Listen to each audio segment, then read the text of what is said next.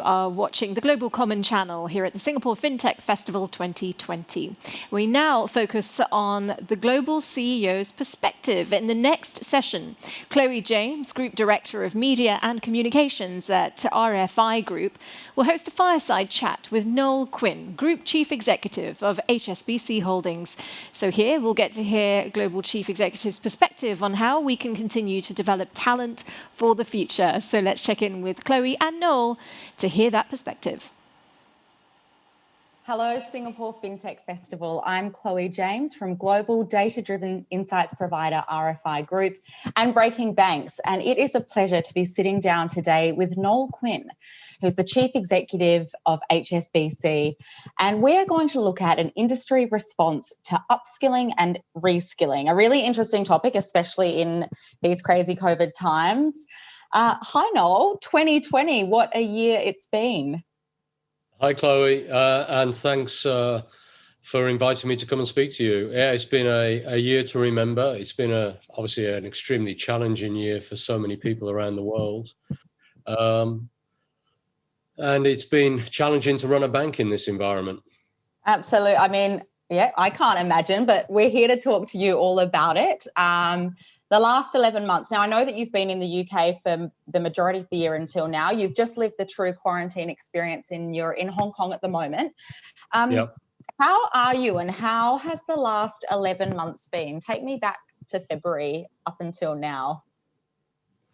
Well, I think if I look back at February, the pace at which the virus spread throughout the world, I think took everyone by surprise. And required everyone to react and change their whole personal lives and their businesses at a pace that no one, I think, had anticipated. You know, we all do contingency planning, we all do scenario and stress testing, but I don't think anyone had worked on a stress test that was as severe as what we experienced back in the early part of this year.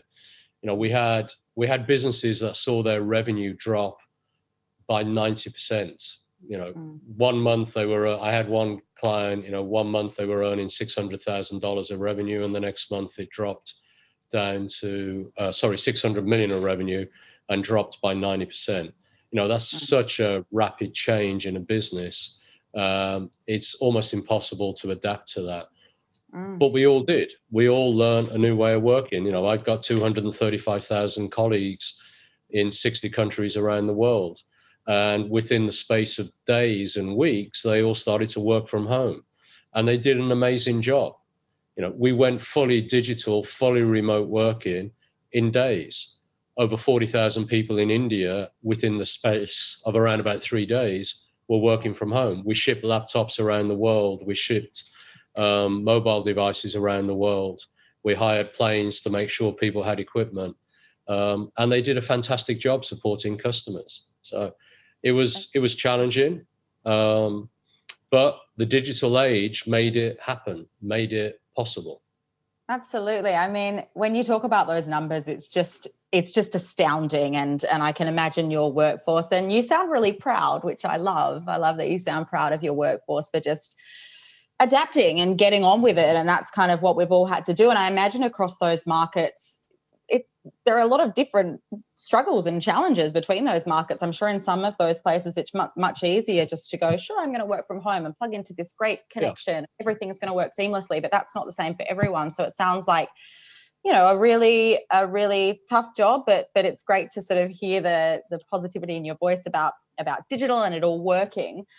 Back in February, you're talking then about planning, and I know that you announced some targets and sort of strategy, like a 3-year plan back in February. And I think what I would find really interesting to know is how have you had to pivot that plan? Have you had to sort of tear it all up and start all over again, or are you just kind of steaming ahead? Well, one of the things I announced in February was the intention to reduce the cost base of the bank over about a 3 to 4 year period quite materially. And that, unfortunately, was going to mean we'd have to make certain jobs redundant. Now, that was before the pandemic spread. What I had to do then, in the interests of our people and in the interests of serving our customers, I put that program of cost reduction and redundancies on hold for a period of time. And I did that consciously. I was aware that possibly the external commentators would say that's flip-flopping. Why you announce it 1 month and then a couple of months later you pause it or you suspend it. But I did it for good reasons. Our colleagues, as I say, were learning they had significant concerns of their own, their families, their personal environment, their health, their children, their parents. To turn around and say, and oh, by the way, I want to have a conversation with you about you losing your job, wasn't a particularly humane thing to do at that point in time. And then if I look at it more commercially, I was also asking them to deal with unprecedented level of demand from customers. Our call centers didn't see traffic go up by 5% or 10%. It was 5-fold or 10-fold. And they were having to do that from home. So put those two factors together, adapting to a significant increase in volume of work and the personal concern of working from home and their families, I thought it was the humane and commercially sensible thing to do to pause it. I've since unpaused it and we've recommenced the program as the world has stabilized to a degree. I've got back on that path and we are now reducing the cost base of the bank. But I think we did the right thing. I just want to give you one other stat. In the first 8 weeks when COVID broke really bad, we increased our lending to customers in those 8 weeks periods. We lent an incremental $40 billion in 8 weeks. So right in the middle of the crisis, and all of that was processed digitally and remotely. That's just, the numbers are incredible. And this true care for sort of customers and businesses that you're looking after, and then not to mention your own staff, it's been astronomical, really. I wanted to ask you a little question with my RFI hat on, and this is about the data. And you're talking then about some great stats there about, the huge increase in the call center volume and things like that. When it comes to data, and this data is the new oil, is the phrase that's being bandied around, how are you using that to sort of drive decision making within the bank? I suppose it's to that point of going, listen, we have all these extra people calling in and we're going to meet the demand. That's one example, but how else do you use data to really drive that decision making and ultimately provide that sort of customer centricity benefit back to your customers who are so important to you? Yeah. So fundamentally, I'm an accountant by training, chartered accountant. So I like data. I like logic. So do I. I like numbers. It works. It's great.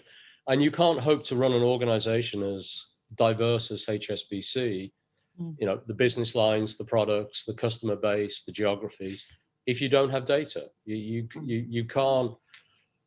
can't serve your customers well if you don't understand them. And to understand them, you need to understand the data that they prepare for, they generate. So we've been running sophisticated data analytics. We've taken it on to AI and machine learning, but we've been running sophisticated data analytics for years and years and years, and it's at the heart of everything we do. But for me, it's not about putting data on my desk. It's about putting data on the desks of 235,000 people. So just running sophisticated algorithms and giving it to me does not extract value from that algorithm or that data. If you can disperse in a very efficient way the intelligence that comes out of data to help a frontline banker serve their client better, that's the secret sauce. It's turning the data into intelligence and empowering the frontline colleagues with that intelligence to then have a much more meaningful and informed conversation with the customer. That's how you get good customer experience. So it's as much about building the CRM systems, the deployment systems, the customer journeys, and digitizing them and feeding those customer journeys with information prompts that allows the customer to get a better experience. That's my view on data. Absolutely. It's the so what. It's the insight, the so what can I do with that, this richness of data to really, as you say, relay it back to the customers, maybe about something, even though you're surveying them, maybe they don't even know what they want or need, but if that insight is provided, then you can certainly give your team the tools to sort of take that forward. So talking about teams, I've just come onto that quite naturally, which is wonderful. Upskilling and reskilling is sort of the topic of the conversation with you today that we've promised the audience at the Singapore FinTech Festival. What measures is HSBC taking to really upskill and reskill your existing personnel and also your technology to really meet that need of your customers? Because I imagine it is quite the job. You've got a fantastic leadership team. How do you go about upskilling and reskilling? Is it 235,000? 235, yeah. I mean, that's a job, right? Yeah. It's a job, but two people own that job. Well, there are two owners of that job, the organization and the individual. Yeah. Upskilling is as much a personal responsibility as it is an organizational responsibility. My job on behalf of the organization is to create the framework, the learning material, the learning opportunities, the experimental opportunities for colleagues to acquire new skills. And we've got a HSBC university set up to do that. Combination of online training material, online information databases, plus face-to-face experience and classroom-based learning. But the other thing is, what I ask of everyone is to have an inquiring mind and to take ownership of their own upskilling. And I'll use me as a classic example. You know, I like logic, I like data, I can think logically, but there are parts of the world that are changing now, particularly in the use of technology, you know, APIs, the cloud, artificial intelligence, machine learning. I didn't know enough about that 3, 4, 5 years ago. I knew I needed to upgrade the digital capability of the bit of the bank I was running then, commercial banking, but I didn't know enough about the technology. I'd got out of date. So I went round and I acquired as much information as I could get from whatever source I could get it. And I took it as a personal responsibility to take myself up the learning curve on technology, because I asked the bank for 2.7 billion of IT budget increase over a 3-year period because I wanted to upgrade the digital capability of the bank. Well, if I'm asking the bank for that money, I better make sure I'm using it wisely. And if I'm going to use it wisely, I better make sure I know what I'm asking for. So I learned about things I didn't know about. Now I'm doing the same thing on sustainability. When I first came to Asia, when I was traveling into China, all the various cities in China, I'd take a personal responsibility to read about all of the history of those cities, the culture, the economics, because I wanted to have a degree of understanding and empathy with my clients in that city on their background and their culture. So that's why I say, organizationally, I've got to make sure there's a framework where people can get access to learning. Yeah. Individually, you've got to grasp it. You've got to take ownership.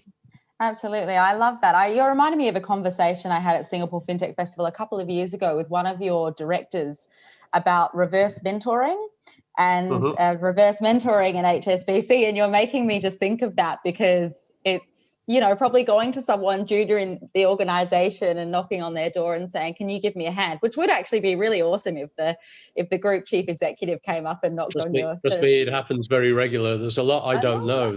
And anybody that says they know everything that they need to know about technology in today's world, new business models, designing customer journeys, they're fooling themselves and their colleagues if they say they know it all.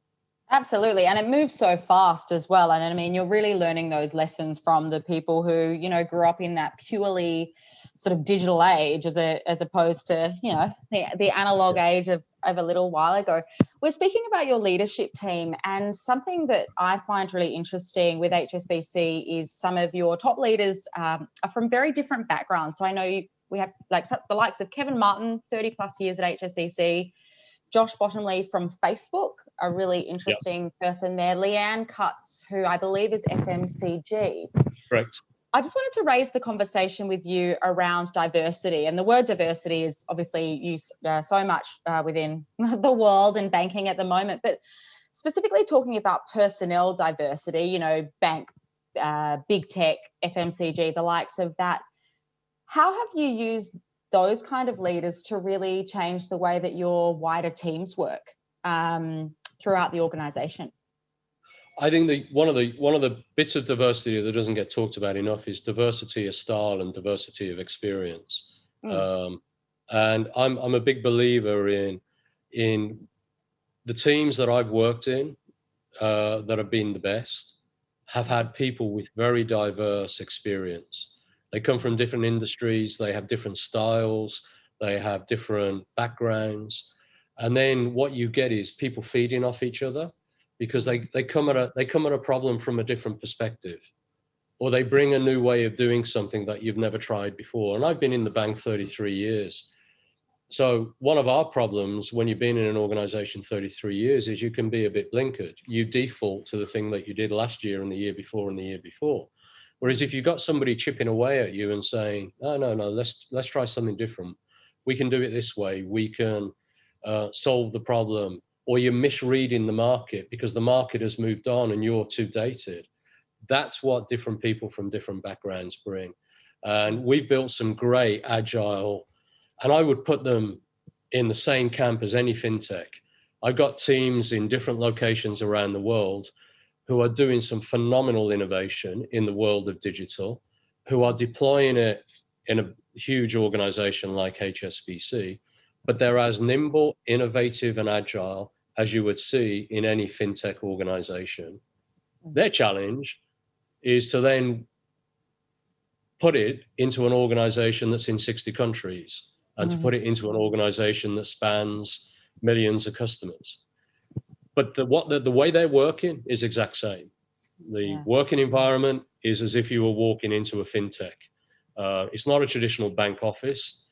It's a very agile environment for collaboration and innovation, with experimentation and prototyping taking place every week, every 2 weeks, test and learn. And that's what I think the challenge for me, and what I love about this, is how do you use all of that capability that you normally see in a fintech within a large organization? That for me is the leadership challenge that I'm embracing.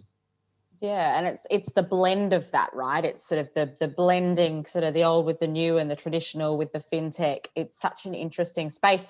I remember I was chatting to you before we came online today about being based in London, and I remember going into HSBC, and it was at level 45, I believe, was the 42. Sort of level 42. Oh, I was close, but it was quite a few years ago now. 45, it'll be very cold up there.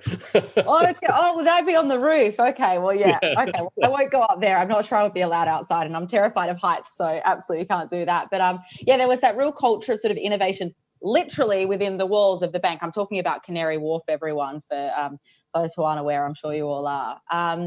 And that's what the bank of the future looks like, I guess, then really, is just that real sort of gritty. And, you're so heavily involved in the Singapore FinTech Festival. I know you've supported them in the past, and you just need to look at the agenda to see all the different speakers. And it's really interesting to see the diversity of thought and sort of how that bank of the future would look.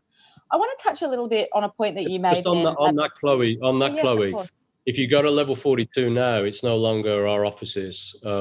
We've moved, the whole executive team have moved out of our offices, and those offices are now client meeting rooms.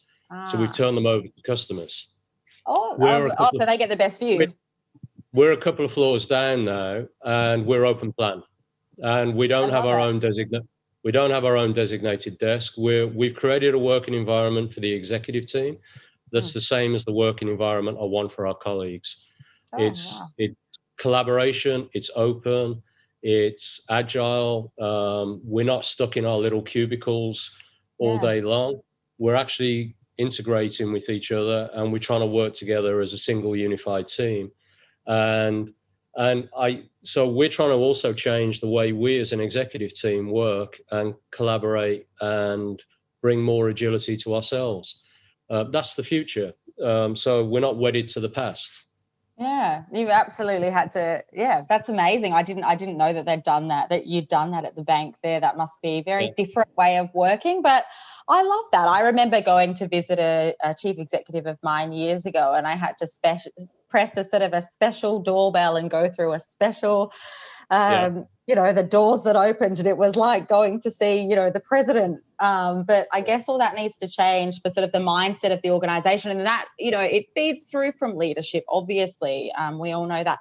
The point that I wanted to touch on was just that point you made about sustainability, and I know that's a real focus for HSBC. So I just wanted you to touch on really a couple of sort of, sustainability measures that HSBC is taking. It's a huge theme of the Singapore FinTech Festival. How important is it to you? It's critical. It's critical for two reasons. One, it's the right thing to do. We all have to face into the challenge that the world has to become a much more sustainable world than the one it currently is. But I then look at it from a second perspective, and that it's a commercial opportunity. So I look at this as an organization that has been around for 155 years. We've seen the world change. We've seen business models change. We've seen emerge, in industries emerge, and industries close down. And in my view, the industrial landscape over the next 10 to 20, 30 years is going to change quite radically. New emerging technologies for energy production, new emerging technologies for carbon capture, new manufacturing techniques will have to emerge over the next few years in order to address the environmental challenges we face. And I want to make sure this bank is capable of taking advantage of those opportunities, helping our customers build those new technologies, build those new business models. I want us to be a bank to the future, not just a bank for the past. And what the other thing I want to do is I want to help our customers on that journey. Energy companies are going to have to find a way to produce energy with less dependency on oil and gas. Well, that's going to require investment, and HSBC should be there to help them on that transition path. So we gave a commitment that all of our financing activities for all of HSBC will, as a portfolio as a whole, will be net zero by 2050. And we as a bank will be net zero in our own operations by 2030.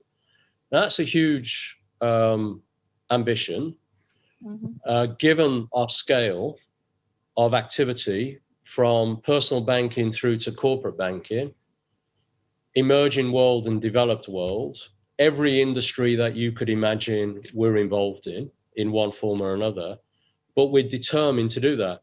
We think to make that happen, it's probably going to require us to lend somewhere between 750 billion and $1 trillion into the sustainability sector over the next 10 years.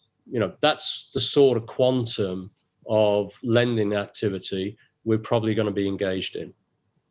Yeah, absolutely astronomical numbers. But as you say, it's critical and essential for us to go on. Like, if 2020 has taught us anything, just the pace of change and what can occur. I mean, I know it is a health pandemic, but there's nothing to say that something environmental couldn't occur that has probably a similarly catastrophic effect. I think the COVID-19 is horrendous. It's been a horrendous experience, but it's also been a wake-up call. And I think it's been a wake-up call, fingers crossed, and we all hope that the vaccines will turn the corner for us. But the economic impact of COVID-19 has been huge. We'll be living with the economic consequences of this for many years. Governments will be. They've done an amazing job in supporting people and businesses with government support schemes, but that then becomes a debt burden on governments for the next 5 to 10 years. But an environmental disaster may not be reversible, and it could be far, far worse, an impact on humanity and on economics. COVID, we can see a path out of it because there is a vaccine on the horizon, and there was going to be at some point. An environmental disaster cannot necessarily be reversed. It's really encouraging to have this conversation with you. I mentioned before we came to air, I'm a new mother, and I really, I have this newfound respect fear, care for the world. And it's so encouraging that someone from your position takes these topics so seriously and is putting that kind of investment and energy behind something like sustainability. So I really appreciate that. Noel, we only have a couple of minutes to go. Sorry. That's all right. I was going to say, when we made that announcement, it had a positive impact on the external community, but it had an even more positive impact on our own colleagues. They were so pleased to see us make that statement for that very reason. They want to work for an organization that they feel is responsible. So thank you. It is important. It is, and I really respect and admire it. Couple of minutes to go, probably just 2. So I've got to wrap up. There were so many more things I wanted to ask you, but I'll hopefully catch you at another time. Crystal ball predictions for the future of financial services and fintech. It's such a big question, but I'm sure people would love to know your view about, the coming 12 months, the coming sort of 3 to 5 years. What can we expect to see? Yeah, listen, I think there is a strong case for coexistence. I think we as an organization, in many cases, partner with fintechs to bring the fintech capability into our organization to help our clients. I think there's a place for digital to coexist with people. I still believe in relationship banking. I've been a relationship banker most of my career. And I'm in Hong Kong and Asia. Personal relationships are still very important, but they also want good customer experience facilitated by great digital customer journeys. So I think there's coexistence between digital and people. And I think, so I don't view it as a threat. I view it as an opportunity, and it's a prod in the side to all of us mature banks to make sure that we stay topical, and we keep investing in our business, and we're able to compete with the best in the world. And that's the motivation I have on the whole digital fintech agenda.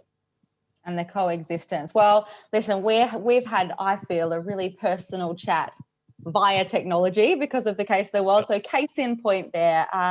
Noel, Quinn, thank you. It was a real pleasure to speak to you. And thank you so much for joining the Singapore FinTech Festival. I hope we meet again. Thanks, Chloe. Thank you very much.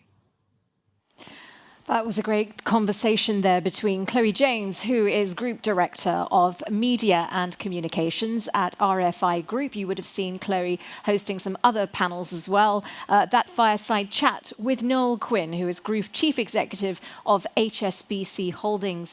And the focus there was on how talent continues to be the growing concern globally. And it's encouraging to see that chief executives are taking it seriously. They're trying to safeguard the future of their companies and the larger community, but also just wrapping up some of Noel Quinn's comments there on where fintech sits when it comes to mature banks like HSBC. He talked of a stronger case for coexistence and a recognition that fintech needs to be brought in a much larger way. He talked about digital coexisting with these people relationship-focused banks, and he's always been on the relationship side of the business, and personal relationships are very important. He was in the UK, of course, HSBC being Britain's biggest bank.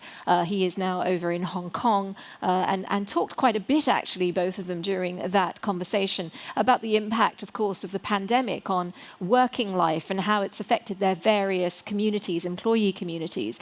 He talked about the focus for mature banks being on customer experience, but part of that will be on bringing in fintech and developing those platforms, even though there needs to still be a balance between those personal relationships and engaging more with the technology. So he sees fintech not as a threat, but very much as an opportunity. That was certainly the sense that he gave there in that address. And talking about mature banks for the future, he said they need to remain topical. They need to keep on competing with the best in the world. Of course, many of the mature banks having their eye on what's been happening in the fintech space. And in fact, for the festival, it's been great to see some of the biggest names in global banking represented. For example, the person who hosted one of our spotlight chats in the leadership series with Satya Nadella, the CEO of Microsoft, was, of course, Bill Bill Winters, who is the Group CEO at Standard Chartered. Just speaking about HSBC for a moment, HSBC shares in the last month recovered considerably. So all of this, of course, leadership being a part of it. You keep it right here on the Global Common channel.